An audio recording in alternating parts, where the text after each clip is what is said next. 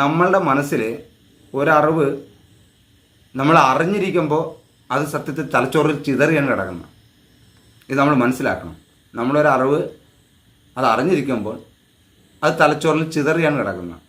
പക്ഷേ അത് നമ്മൾ ഒരു സംശയമായിട്ടോ അല്ലെങ്കിൽ ആ വിഷയത്തെക്കുറിച്ച് രണ്ട് വാക്ക് സംസാരിക്കാനായിട്ട് ഒരുങ്ങുമ്പോഴാണ് നമ്മളുടെ തലച്ചോറ് ആ വിഷയങ്ങളെ, ആ അറിഞ്ഞിരിക്കുന്ന വിഷയങ്ങളെ എല്ലാത്തിനെയും കൂടി ഒന്ന് കവറിലാക്കി, അതായത് ഏതൊക്കെ എടുക്കണം, ഏതൊക്കെ എടുത്താൽ ഞാൻ ഉദ്ദേശിക്കുന്ന വിഷയം പറയാം എന്ന് ഈ അറിഞ്ഞ അറിവിനെ പ്രത്യേക രീതിയിലേക്ക് പാകപ്പെടുത്തി എടുക്കാൻ നിങ്ങൾ ഗ്രൂപ്പിൽ സംസാരിച്ചേ പറ്റൂ.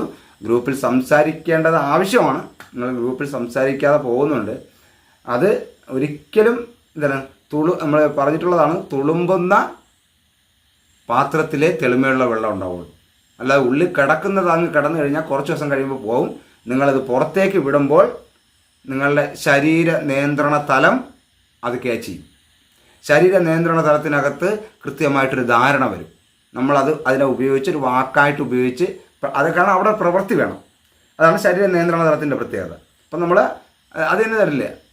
ഒരു കാര്യം ചിന്തിക്കുക, ചിന്തിച്ച കാര്യം പ്രവർത്തിക്കുക, പറയുക, പറഞ്ഞ കാര്യം പ്രവർത്തിക്കുക എന്ന് പറഞ്ഞാൽ കേട്ടിട്ടില്ലേ?